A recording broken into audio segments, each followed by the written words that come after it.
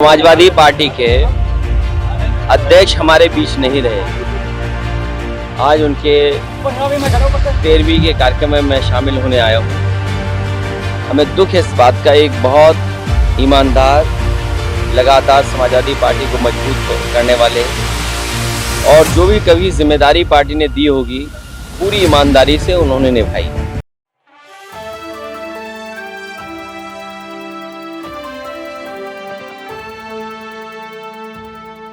उत्तर प्रदेश की राजनीति में लगातार आरोप और प्रत्यारोप का दौर शुरू हो गया है। उत्तर प्रदेश में 80 लोकसभा सीट पर अखिलेश यादव जो दावा ठोक रहे हैं वो कहीं ना कहीं सीएम योगी आदित्यनाथ के लिए चुनौती बनकर उभरेगा, क्योंकि यहां पर साफ तौर पर कह दिया अखिलेश यादव ने कि उत्तर प्रदेश सहित पूरे देश में लोकतांत्रिक मूल्यों का हनन किया जा रहा है। नमस्कार, आपके साथ मैं हूं ऋतिक सविता। स्वागत है आपका नेक्स्ट 9 न्यूज पॉलिटिकल बाइट में। दर्शकों, पहले आप अखिलेश यादव को सुनिए कि किस तरीके से अखिलेश यादव सीएम योगी आदित्यनाथ को जमकर घेरते हैं, बीजेपी पर कई सारे सवाल खड़े कर देते हैं। समाजवादी पार्टी के अध्यक्ष हमारे बीच नहीं रहे। आज उनके 13वीं के कार्यक्रम में मैं शामिल होने आया हूँ। हमें दुख है इस बात का। एक बहुत ईमानदार, लगातार समाजवादी पार्टी को मजबूत करने वाले और जो भी कभी जिम्मेदारी पार्टी ने दी होगी पूरी ईमानदारी से उन्होंने निभाई। आज हमारे उनके परिवार के लोगों से मिला हूँ। आज के दिन हम यही कह सकते हैं कि और भगवान से प्रार्थना करते हैं कि इस दुख सहने की शक्ति मिले। और उनके परिवार के बेटे से मिला हूँ, सबसे उन्होंने यही कहा, जिस विचारधारा से पिताजी जुड़े थे उसी विचारधारा को और मजबूत करने के लिए वो लगातार प्रयास करेंगे। उसके बाद अब कर्नाटक की बात हो रही है, फिर यूपी की बात हो रही है, बिहार की बात हो रही है। देखिए, क्या लग रहा है अब ये है कि बातों में क्या क्या बातें लोग कर रहे हैं। बीजेपी हमेशा इस तरह के प्रयोग करती रही है। हमें आपको इस बात के लिए सोचना चाहिए कि बीजेपी जो हमेशा ये बात कहती थी कि भ्रष्टाचार खत्म होगा, क्या पार्टियों को तोड़ना भ्रष्टाचार नहीं है? विधायकों को किस तरह का लाभ दिखा करके अपने साथ लाया जा रहा है? क्या पद देने की बात कह करके उन्हें सपने दिखा करके, क्या ये भ्रष्टाचार नहीं है? ये लगातार लोकतंत्र को कमजोर करने के लिए और जनता जो जनादेश देती है उसका अपमान करने का काम अगर कोई करता है, भारत की राजनीति में अगर किसी ने लोकतांत्रिक व्यवस्थाओं को तोड़ा है तो वो है भारतीय जनता पार्टी। और लगातार इस तरह का प्रयास वो करते रहते हैं, लेकिन जनता समझ गई है इस तरह की चीजें कई बार बूमरैंग करती हैं। बूमरैंग कर करके आप देखना कि भारतीय जनता पार्टी का सफाया होगा। मैं लखनऊ से चला हूं, अयोध्या जा रहा हूं, मैं गड्ढे नहीं गिन सकता था।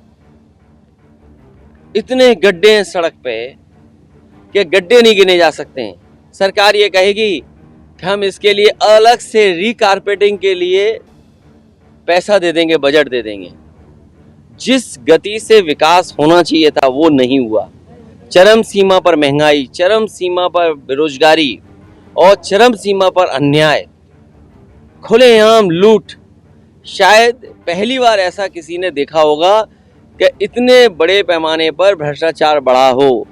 क्या जनता बिजली का नाना भूल जाएगी? क्या जनता बिजली का बिल जब देती है वो भूल जाएगी? गैस का सिलेंडर जो महंगा खरीदना पड़ रहा है वो भूल जाएगी? जो दालों की कीमत है, जो रिफाइंड तेल की कीमत है, और बड़े पैमाने पे लोग बेरोजगार हैं। तो ये बातें भूलने वाले नहीं है।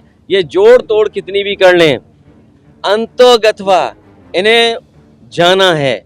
और जब जनता ने मन बना लिया, ये कितने भी एक्सपेरिमेंट करें वो एक्सपेरिमेंट कामयाब नहीं होंगे। 2024 का फिर मुकाबला कैसे करेंगे? अगर आप देखिए, मुकाबले का सवाल नहीं है। मुकाबले का वो अभी बता देंगे। मुकाबले का सवाल नहीं है। ये विपक्षी पार्टियां वो हैं मुकाबला कर रही हैं। मैं कल ही दक्षिण भारत में था। इससे पहले भी बहुत सारे लीडर्स से मैं मिला हूं। आप एक एक प्रदेश का अगर आकलन करेंगे, बीजेपी की मुश्किलें बढ़ती चली जा रही हैं। और मुश्किलें आपने देखी होंगी कैसे बढ़ी हैं।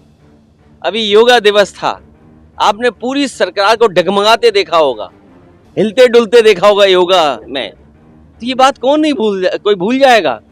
अरे ये जो बात इधर से आ रही थी, हालांकि मैं ये देखिए न्यूज़ 18 का काम ये है कि कुछ बीजेपी के लिए दूसरे दलों से काम लेते रहना। अभी तक तो एंकर चैनल वो लोग काम करते थे बीजेपी के लिए, अब उन्होंने एक रास्ता ये भी अपनाया है, अपना टीवी चैनल हो और उसके माध्यम से एक नेता भी कोई मिल जाए, दूसरा नेता मिल जाए। मैं इतना ही कहूँगा उनसे कि वो ज़्यादा ना बोलें, ना 1, 2, 3 के बाद गिनती अपने विधायकों की नहीं कर पाएंगे।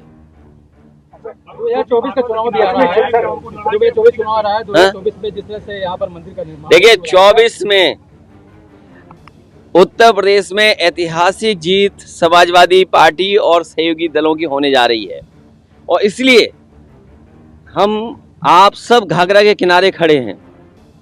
किसी दिशा में आप चले जाएं, किसी किसान की आय दोगुनी हो तो बताओ। मुझे नहीं पता कि सरयू नदी का कितना पानी पवित्र है, पवित्र मानते हैं हम लोग।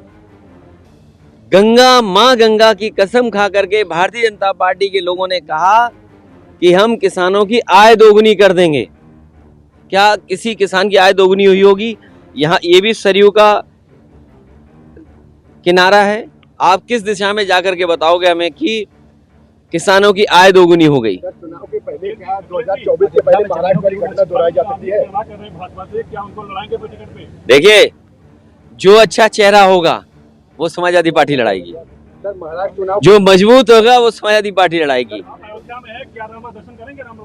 देखो तुम कैसी बातें करते हो, कितनी बार बोलता हूँ, अगर राम की धरती वाले लोग और खासकर अयोध्या के हमारे पत्रकार ये बात भूल जाएं कि मैं अयोध्या में आकर के क्या कहता हूँ।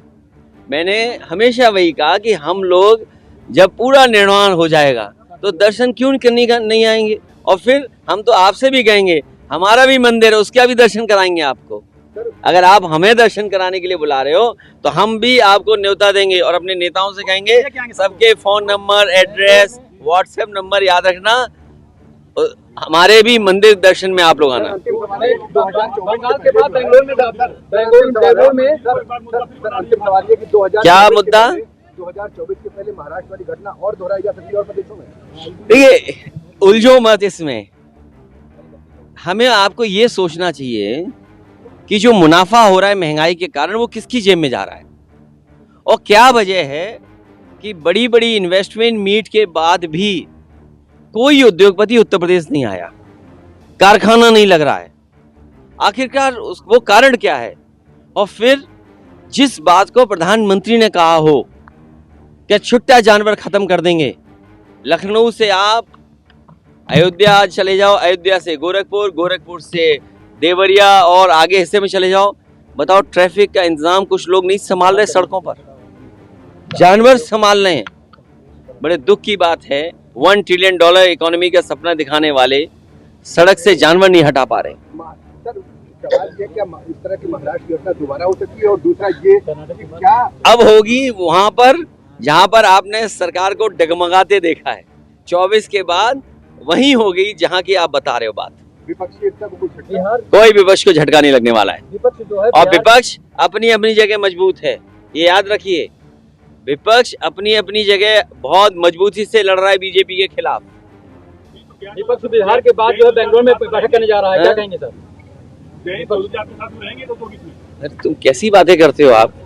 आपको कोई अलग से संपर्क जुड़ा हुआ है किसी योगी के से जो आपको अलग से सूचना मिलती हो? बिहार के बाद बेंगलुरु। तो सुना आपने इस वीडियो को सुनने के बाद आपको पता लग गया होगा कि किस तरीके से यहाँ पर जो है अखिलेश यादव ने बीजेपी को चुनौती दी है। दर्शकों आपको याद होगा कि अखिलेश यादव ने उपचुनाव के वक्त भी दावा ठोका था, हालांकि काफी अच्छा उनका रिजल्ट रहा, लेकिन निकाय चुनाव में अखिलेश यादव का जो रिजल्ट रहा वो काफी अच्छा नहीं रहा। लेकिन एक के बाद एक बड़ा दावा अखिलेश यादव इसलिए ठोक रहे हैं क्योंकि ये कहा जा रहा है कि आने वाले वक्त में समाजवादी पार्टी में कई बड़े चेहरे शामिल होने वाले हैं। उसमें से एक नाम अपर्णा यादव का भी लिया जा रहा है, लेकिन अब देखना ये पड़ेगा कि क्या अपर्णा यादव जो है समाजवादी पार्टी में शामिल हो पाएंगे। दर्शकों, आपको बता दें कि अखिलेश यादव अयोध्या भी पहुंचे थे। अयोध्या पहुंचने के बाद उन्होंने राम मंदिर पर भी चर्चा की, यानी कि जमीनी स्तर के मुद्दों के साथ तो यहां पर घेरा ही जा रहा है, लेकिन साथ में ये भी कहा जा रहा है कि आप क्यों भारत देश में लोकतंत्र की हत्या कर रहे हैं, तानाशाही को फैला रहे हैं, और जो लोकतांत्रिक मूल्यों का हनन किया जा रहा है इस पर आप चुप्पी